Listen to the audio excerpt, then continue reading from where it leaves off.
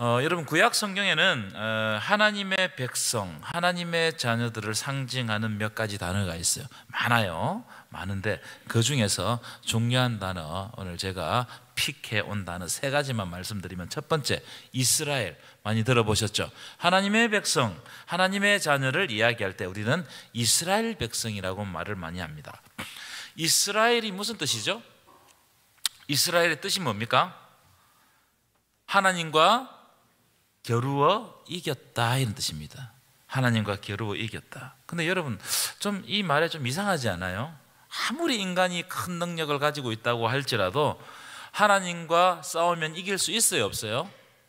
이길 수 있어요, 없어요? 여러분 한번 싸워보세요, 이기는지. 그런데 이 쏙뜻이 있습니다. 하나님과 겨루어 이기다, 이 말은 우리가 이제 겉으로 흐르는 뜻이고 쏙뜻이 있는데, 이 쏙뜻은 뭐냐면 저 주시는 하나님, 저 주시는 하나님, 사랑하는 자에게 하나님께서 때때로 저 주신다는 거예요. 야곱이 이 이스라엘 이 이름을 받았을 때 야곱의 그 분이엘 기도에서 나온 거잖아요. 야곱이 하나님의 사자 붙들고 목숨을 걸고 기도합니다. 그때 하나님의 사자가 어떻게 하냐면은 야곱의 환도뼈를 치면서 저어줍니다. 기도를 들어준단 말이에요. 이게 마치 무엇과 비슷하냐면, 우리 아이들이 클 때 아빠와 씨름하죠. 그러면 아빠가 이기는 집은 우리 집 같은 집, 저는 안 집니다. 저는 다 이겨버려요. 그런데 대부분의 아빠는 어떻게 하죠? 이길 수 있지만 어떻게 하죠? 져주는 겁니다. 왜 져주는 거예요? 내 사랑하는 아들이고 그리고 너무나 소중하기 때문에 져주어가지고 이 아이가 원하는 것을 들어주는 겁니다. 그래서 하나님은 우리가 말도 안 되는 기도를 해도 하나님은 들으십니다. 그리고 하나님의 때에 우리가 생각한 것보다 더 좋은 것으로 우리의 삶 가운데 채워주시는 줄 믿습니다. 그래서 우리가 기도를 멈추어서는 안 돼요. 우리는 부족하지만 참 이런 기도도 해야 될까 생각되지만, 이 야곱이 하나님의 사자 붙잡고 했던 기도의 장면들을 떠올리면서 어떻게 해야 되느냐? 우리는 여전히 하나님 앞에 기도하면서 나아가야 돼요. 그러면 내가 가지고 싶은 것보다 더 좋은 것으로, 하나님께서 주고 싶은 것으로 우리에게 주실 줄 믿습니다. 이게 이스라엘의 이름의 뜻이에요. 두 번째, 여러분 구약 성경에서 하나님의 백성들에 대해서 이야기하면서 시온의 딸, 뭐 또 예루살렘의 딸, 이런 말씀들을 많이 들어봤죠. 그죠? 시온의 딸아, 이런 장면입니다. 하나님이 이스라엘을 시온의 딸, 예루살렘의 딸이라고 부르는 것은 이스라엘 백성들을 마치 자기의 딸처럼 사랑하신다는 의미가 있어요. 너무나 사랑하시기 때문에 그 표현으로 시온의 딸아, 예루살렘에 따라 이렇게 하십니다. 스바냐스에 보면 이런 대목이 있어요. 시온에 따라 내 손을 늘어뜨리지 말라. 이 늘어뜨리지 말라, 이 말은 절망하지 말라 말이에요. 너희에게 아무리 절망의 순간들이 다가올지라도 절대로 손을 늘어뜨리고 하나님을 떠나서는 안 된다. 절망해서는 안 된다. 또 시편에서는 시온에 따라 기뻐하라, 예루살렘에 따라 노래하라, 이런 장면들이 많이 등장해요. 너무나 사랑한다는 것을 하나님께서 표현하는 장면이죠. 제가 제 딸에게 제 딸을 부를 때 부르는 애칭이 있어요. 뭐라고 부르느냐? 아빠 딸 하고 불러요. 아빠 딸, 아빠 딸. 여러분, 이 아빠 딸이라는 말에는 이루 말할 수 없는 사랑이 들어가 있는 것 같지 않습니까? 나와 내 딸만 이게 느낄 수 있는 동질감이에요. 다른 아빠가 제 딸 보고 아빠 딸이라고 하면 제가 못 알아듣습니다. 근데 내가 아빠 딸 했을 때 나와 우리 딸 사이에만 일어나는 아주 사랑의 관계가 딱 일어나는 겁니다.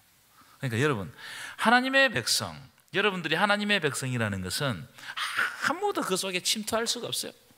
오직 하나님과 나와의 관계에서 끊을 수 없는, 로마서 8장에 보면은 우리 하나님의 사랑에서 우리를 끊을 수 없다는 거예요. 여러분, 하나님의 사랑에서 여러분들을 끊을 수 없다는 사실을 믿으시기를 축원합니다. 절대로 끊을 수 없습니다. 어떤 일이 일어나도 끊을 수 없습니다. 내가 하나님의 백성이 되고 하나님의 자녀가 된 것은 하나님에 의해서 된 것이기 때문에 내가 끊을 수 없어요. 세 번째, 오늘 32장에도 나오는데 여수룬이라는 단어를 들어보셨어요? 여수룬. 신명기 32장 15절에도 여수룬이라는 단어가 나오는데, 이 여수룬이라는 단어가 대표적으로 사용된 것이 있어요. 이사야 44장 2절입니다.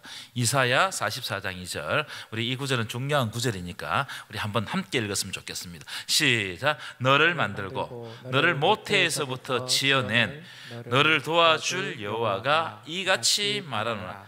나의 종 야곱 내가 택한 여수루나 두려워하지 말라. 여러분, 두려워하지 마시기를 축원합니다. 두려워하지 말라는 겁니다. 이 여수룬이라는 단어는 표면적으로 어떤 뜻을 가지고 있냐 하면은 의로운 자, 옳은 자, 이런 뜻을 가지고 있어요. 의롭다, 옳다, 이런 뜻을 가지고 있는데 쏙뜻이 있습니다. 이 뭐냐 하면은 하나님의 사랑을 받아 의롭게 된 사람, 이런 뜻이에요. 하나님의 크신 사랑을 입어서 존귀하게 된 사람, 이런 뜻입니다. 이게 여수룬이에요. 이걸 조금 확대하면 어떤 의미를 가지고 있냐 하면은 구원받을 자격이 없는 존재들인데, 우리는 구원받을 자격이 없는데 하나님의 은혜로 구원받은 백성이라는 뜻입니다. 아주 우리의 본질을 딱 드러내는 겁니다. 우리는 구원받을 자격이 없는데 하나님의 놀라운 은혜가 우리를 덮어버렸어.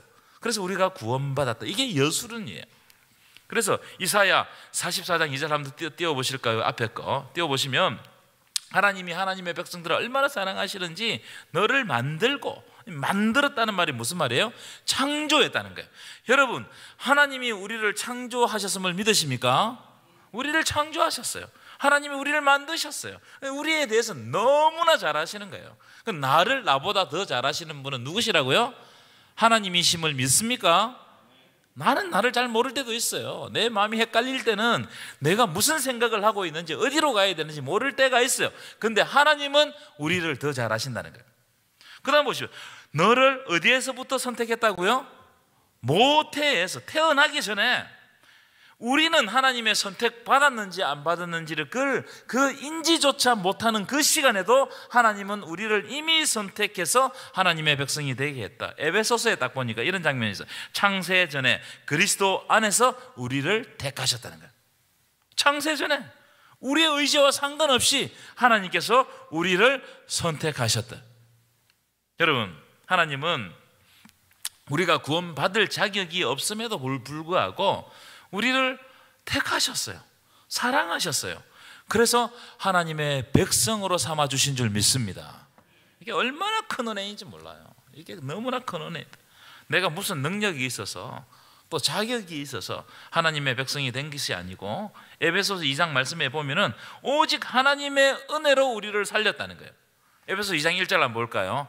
너무너무 중요한 구절인데요. 한번 읽어보겠습니다. 시작. 그는 허물과 죄로 죽었던 너희를 살리셨다. 우리는 이미 죽었어요. 우리는 허물과 죄로 이미 죽었던 우리를 하나님이 살리셨다는 거예요. 우리가 아직 죄인 되었을 때, 우리가 의롭게 되지 않았을 때, 여전히 죄에 빠져 있었을 때에 하나님께서는 자기에 대한 하나님의 사랑을 확정하셨느니라. 우리에 대한 하나님의 사랑을 확정하셨어요. 그래서 우리가 이미 태어나기도 전에 하나님께서는 우리를 선택하셨다. 자, 2장 8절도 읽어볼까요? 2장 8절 큰 소리를 읽겠습니다. 시작. 너희는 그 은혜에 의하여 믿음으로 말미암아 구원을 받았으니 이것은 너희에게서 난 것이 아니요 하나님의 뭐라고요? 네, 하나님의 선물이에요. 우리가 구원받은 것은 하나님이 선물로 주셨다는 거예요. 여러분, 선물과 뇌물의 차이가 뭔지 아십니까? 뇌물은 주고 난 다음에 그 다음에 나에게 뭘 주기를 원하는 것이 뇌물입니다. 그래서 조그마한 뇌물을 주고 더 큰 걸 받으려고 하는 게 뇌물이죠. 우리가 헌금을 할 때 하나님 앞에 뇌물을 할 때가 많아요. 내가 이만큼 드리겠어요. 하나님 더 주십시오. 이거 어쩌면 뇌물이 될 수 있어요. 선물은 뭐냐? 선물은 내가 무엇을 하고 안 하고 간에 그냥 주는 거예요. 너무 사랑스러워가지고 그냥 주는 겁니다. 그냥 주고 마는 거예요. 이게 구원이 뭐냐면은 하나님이 나를 너무나 사랑하시기 때문에 하나님의 가장 아끼는 것을 우리에게 그냥 줘버리는 거예요. 은혜를 듬뿍 줘가지고 우리가 하나님의 그 은혜에 대해서 반응하게 만드는 거예요. 너무나 큰 선물을, 내가 감당할 수 없는 선물을 주니까 이게 무엇인가 생각하고 의미를 생각하면서 내가 구원받은 의미를 다시 한번 돌아보게 되는 것이 하나님의 그 구원의 역사입니다. 여러분, 하나님의 은혜가 없으면 그래서 우리는 아무것도 아니에요. 우리는 하나님의 은혜가 없으면 살 수 없는 존재임을 믿으시기를 축원합니다. 이것을 신약에서는 은혜라고 표현합니다. 하나님께서 일방적으로 쏟아 부어주는 거예요. 그래서 여러분, 종교개혁이라고 하면은 은혜로 돌아가지 아니겠습니까? 하나님의 은혜로. 우리가 종교개혁이라고 뭐 어떤 교회에서 개혁 이러면은 뭔가를 뜯어 고치는 걸 이야기해요. 아닙니다. 개혁은 돌아가자 운동이에요. 아드벤투스, 초대교회로 돌아가자, 말씀으로 돌아가자, 하나님의 은혜로 돌아가자, 그 은혜에서부터 다시 시작하자. 이게 바로 하나님의 은혜입니다. 이 은혜를 구약 성경에서는 뭐라고 표현하고 있냐? 헤세드라고 표현합니다. 한번 따라할 거예요. 헤세드. 이 헤세드에 대해서는 제가 여러 번 말씀드렸는데, 헤세드는 무슨 뜻이냐면은, 헤세드는 이 손이라는 단어에서 왔어요. 무슨 말이냐? 내 손은 빈손이에요. 이 빈손이에 하나님께서 자꾸 새로운 것을 채워주시는, 생명을 채워주시는 거예요. 우리 손에 아무것도 없어가지고 너무나 걱정하고 근심하는데, 그래서 하나님이 우리를 버리시면 우리는 죽을 수밖에 없는 그런 존재들인데, 하나님이 우리를 버리지 않고 계속해서 우리의 연약한 손 위에다가, 빈손 위에다가 하나님의 사랑, 하나님의 생명, 하나님의 은혜를 부어주시는 거예요. 그래서 죽을 수밖에 없지만 그 은혜로 말미암아 하루 또 살고, 하루 또 살고, 또 살고, 또 살고, 또 살게 하시는 것, 이게 헤세드예요. 놀랍죠? 여러분, 이런 놀라운 헤세드의 은혜가 여러분 삶 가운데도 넘쳐나기를 간절히 축원합니다. 제가 왜 이런 말씀을 드리느냐, 이 신명기, 이 모세의 노래인데, 이 모세의 삶이 바로 하나님의 은혜와 사랑이 없으면 도저히 살 수 없는 인생이 모세의 삶 아니겠습니까? 모세는 여러분 한번 생각해 보십시오. 태어나는 순간부터 죽을 인생이었어요. 이 바로 애굽의 바로 왕이 히브리 사내들은 나일강에 던져 넣을 때 그때 태어난 사람이 모세예요. 모세. 그러니까 태어나는 것은 죽는 것을 의미해요. 그러니까 모세의 힘으로 못 사는 걸 의미합니다. 그런데 하나님께서 이 모세의 일대기를 쭉 보시면 하나님께서 간섭하시는 거예요. 하나님께서 모세를 죽지 않게 하시는 거예요. 하나님께서 갈대 상자에 담아가지고 모세를 떠내려 보내는 거예요. 그리고 누구의 손에서 건져 올리게 만듭니까? 바로의 공주의 손에서 건져 올려서 바로의 공주의 아들이 되게 하시는 거예요. 이게 뭐냐? 다 하나님의 간섭하심, 다 하나님의 은혜 속에, 하나님의 계획하심 속에 있다는 거예요. 여러분, 우리 인생이 이리 흘러가고 저리 흘러가는 것 같지만 이것은 이리 흘러가고 저리 흘러가는 게 아닙니다. 다 하나님의 간섭하심 속에 있다는 거예요. 믿으십니까? 그래서 이 모세는 일평생 하나님이 부어주시는 은혜와 사랑으로 존귀한 자가 되는 거예요. 그러니까 여러분, 하나님의 은혜를 깊이 받으면, 크게 받으면 모세와 같이 죽을 수밖에 없는 그런 존재라도 존귀한 자가 되고 위대한 존재가 되는 겁니다. 위대한 지도자가 되는 것입니다. 믿으십니까? 이게 성경에서 나오는 이 모세를 통해서 해가시는 하나님의 역사란 말이에요. 이건 모두 하나님의 은혜와 사랑, 시시마다 간섭하시는 하나님의 함께하심이 모세의 삶 가운데 가득 차 있는 거예요. 그래서 모세가 모세 될 수 있었던 겁니다. 여러분, 모세는 위대한 지도자죠. 그런데 모세에게 특별한 능력이 있어가지고 위대한 지도가 된 것이 아니고 하나님의 간섭하심이 있는 거예요. 하나님의 크신 은혜가 있는 거예요. 모세를 사용하시고자 하는 하나님의 주권이 있는 거예요. 그래서 여러분, 이런 것을 사모하셔야 돼요. 작은 성공을 바라보지 말고 내가 하나님 손에 붙잡혀서 살아가는 거, 이런 것을 사모하셔야 된다. 앞에서도 말씀드렸지만 오늘 본문은 신명기 32장은 모세의 노래장입니다. 마지막, 모세가 죽기 전에 하나님이 베풀어 주신 은혜와 사랑, 그리고 간섭하심과 동행하심을 노래를 지어가지고 이스라엘 백성들에게 가르치는 장면이에요. 굉장히 중요하겠죠. 이 노래 속에는 어떤 내용이 담겨져 있냐면 하나님이 어떻게 모세를 사용하셨냐는 거예요. 하나님이 이스라엘 백성들을 어떻게 구원하셨냐는 말이에요. 하나님이 이스라엘 백성들의 삶 가운데 어떻게 간섭하셨느냐, 이게 잘 드러난 노래가 모세의 노래입니다. 다 다룰 수는 없어요. 다 다룰 수는 없고 두 부분만 발췌해가지고 말씀을 여러분과 나누고 마치도록 하겠습니다. 우리가 읽었던 1절 2절 볼까요? 1절 2절 함께 읽겠습니다. 1절 2절 시작. 하늘이여 귀를 기울이라, 내가 말하리라. 땅은 내 입의 말을 들을지라. 2절 시작. 내 교훈은 비처럼 내리고 내 말은 이슬처럼 맺히나니 연한 풀 위에 가는 비 같고 채소 위에 단비 같도다. 비에 대해서 이야기합니다. 지금 비에 대해서.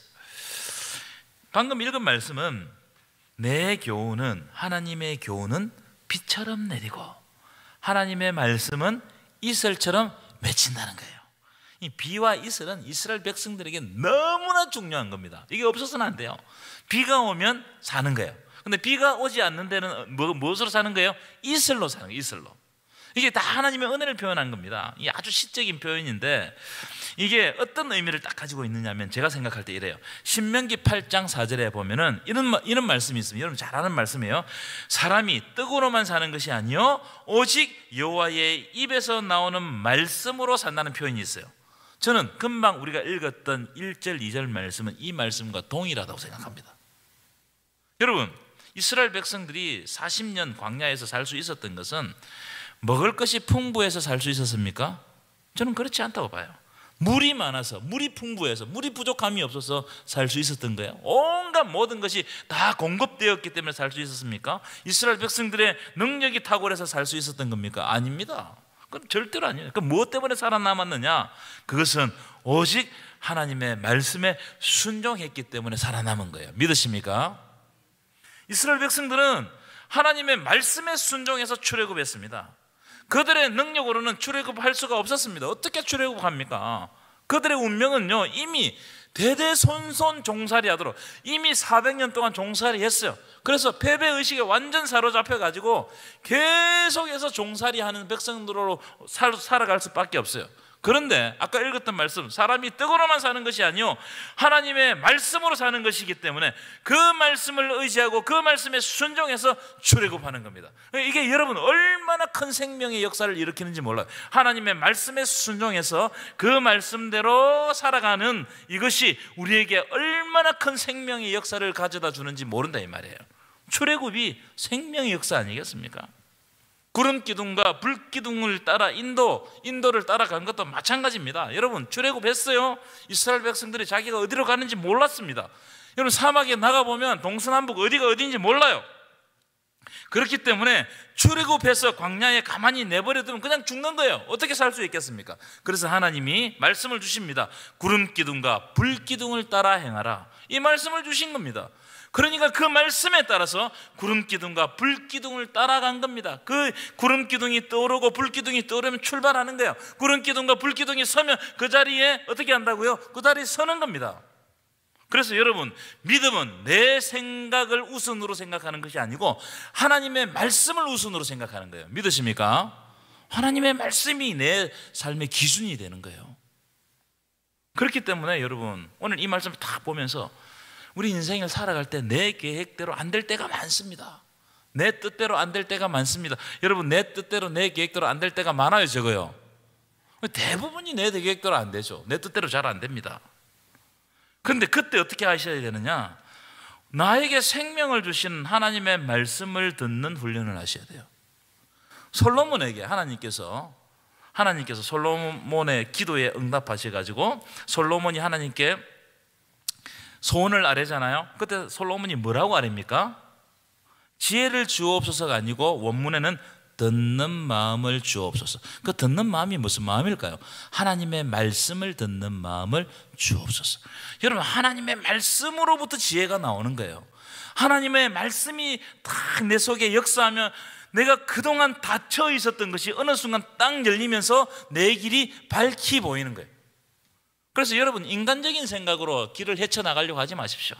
내가 안 될 때, 내 길이 막힐 때, 내 마음대로 내가 해야 되는 것이 진행 안 될 때 그때는 모든 것을 덮어두시고 말씀을 보면서 기도하십시오.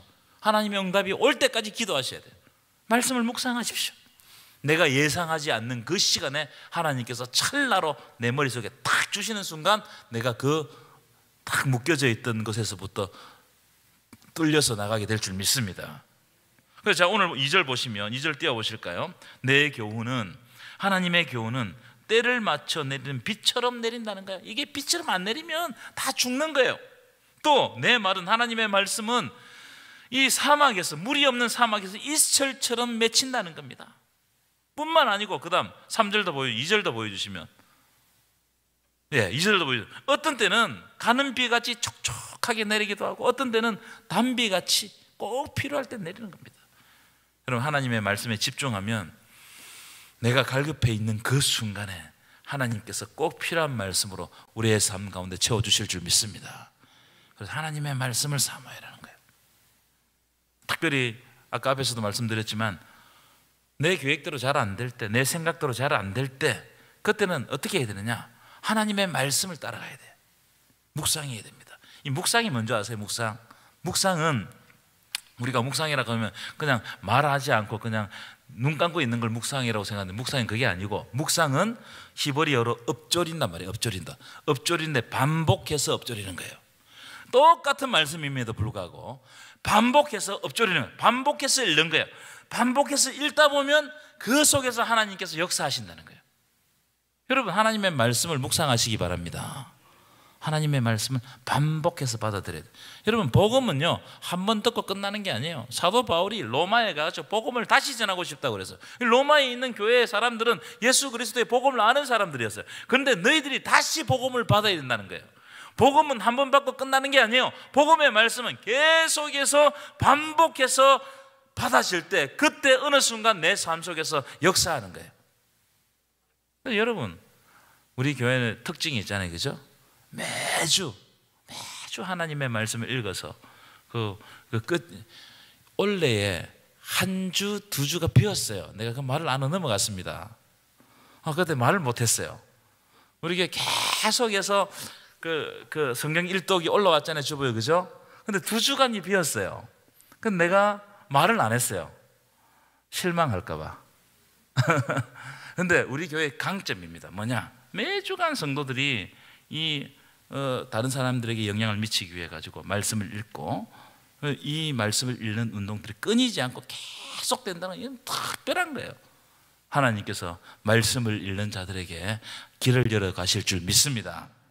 자, 10절 볼까요? 10절. 그 다음 10절부터 읽으실 텐데 10절 한번 읽어볼까요? 시작. 여호와께서 그를 황무지에서 짐승이 부르짖는 광야에서 만나시고 호위하시며 보호하시며 자기의 눈동자같이 지키셨도다. 11절 시작. 마치 독수리가 자기의 보금자리를 하여 자기 새끼 위에 너풀거리며 그의 날개를 펴서 새끼를 받으며 그의 날개 위에 그것을 엎는 것 같이. 12절 시작. 여호와께서 홀로 그를 인도하셨고 그와 함께한 다른 신이 없었도다. 아멘이십니까? 여러분, 하나님은 우리를 지켜주시는 줄 믿습니다. 광야에서 지켜주시고 보호하신다는 거예요. 눈동자같이 지키신다. 제가 눈동자같이 지키는 게 뭔가 오늘 인터넷에 찾아봤더니, 우리가 눈을 움직이지 않고 가만히 있어도 1초에 몇 번 정도 움직일까요? 잘 모르겠어요. 그거 제가 알아봤어요. 3번, 1초에 가만히 있어도, 가만히 있는 게 아니고 눈동자는 1초에 3번, 4번 정도 움직인답니다. 근데 어떤 위기의 상황이 딱 발생하잖아요. 그러면은 7번, 8번을 움직인대요. 대단하죠, 1초에. 그렇게 감동이 없으십니까? 내가 이거 찾고 난 다음에 이렇단 말이지, 눈동자같이 지키는 이 뜻이 이런 뜻이란 말이지, 나는 이렇게 받아들이는데 여러분은 뭐 그렇게 감동이 없어요. 눈동자같이 지킨다는 말은 하나님께서 우리를 내버려 두지 않는다는 뜻입니다. 참, 여러분, 하나님께서 내버려 두지 않는, 든든하지 않습니까? 하나님께서 여러분들을 반드시 지켜주시는 줄 믿습니다. 자, 11절 띄워보시고. 11절 참 재미있는 표현이에요. 이게 어떤 내용이냐면, 독수리가 자기 새끼를 훈련시키기 위해 가지고 독수리 보금자리를 어지럽힌다는 거예요. 흔들어 버린다는 거예요. 어지럽힌다는 말은 흔들어 버린다는 뜻이거든요. 막 독수리가 막 자기 새끼를 훈련시키려고 막 흔들어 버립니다. 그러니까 막 둥지가 흔들리니까 새끼가 어떻게 절벽 아래로 떨어지겠죠. 떨어지면 이 새끼가 얼마나 놀라겠습니까? 그러면 어미 독수리가 떨어지는 새끼를 향해서 날아와 가지고 날개에 받아가 다시 올라간 안전한 둥지로. 저는 이 말씀을 묵상하면서 굉장히 감동이 있었어요. 여러분, 우리의 삶에 이런 일들이 굉장히 많습니다. 우리의 삶의 둥지가 흔들려 가지고 둥지에서 안전히 거하지 못하고 떨어지는 일들이 있습니까, 없습니까? 굉장히 많아요. 굉장히 많습니다. 우리의 삶 전체를 흔들어버리고 어떤 때는 내 삶 전체가 부정당하는 그러한 일들을 겪을 때가 있단 말이에요. 그런데 그걸 누가 하시느냐? 하나님이 하신다는 거예요. 걱정하지 마세요. 일부러 독수리 어미가 그 둥지를 흔들어 가지고 왜 그렇게 하시느냐? 그 자녀가 날지 못하면 바보가 되는데 날게 하기 위해서 막 둥지를 흔들어 가지고 우리를 훈련시켜 간다는 거예요. 여러분, 우리의 삶 가운데 내 둥지, 내 삶이 흔들릴 때가 있습니다. 그 뭘 위해서 하시느냐? 하나님께서 하나님의 뜻대로 우리를 훈련시켜서 하나님의 사람으로 만들어 가시는 하나님의 과정이에요. 훈련의 과정입니다. 믿으십니까? 그래, 걱정할 필요가 없어요. 걱정할 필요가 없어요. 하나님의 백성은 하나님이 책임져 주신다. 하나님께서 지켜주신다는 거예요. 그렇기 때문에 여러분, 쉽게 요동하지 마십시오. 내 삶에 그 둥지가 좀 흔들리고 내 삶이 좀 부정당하고 내가 생각했던 것이 안 되고 이럴 때 더욱 하나님을 붙잡으십시오. 하나님께서 우리가 막 떨어질 때 날개로 받아서 하나님께서 높이고자 하는 곳으로 올라가게 하실 줄 믿습니다. 이 은혜가 여러분의 삶 가운데 임하기를 간절히 축원합니다.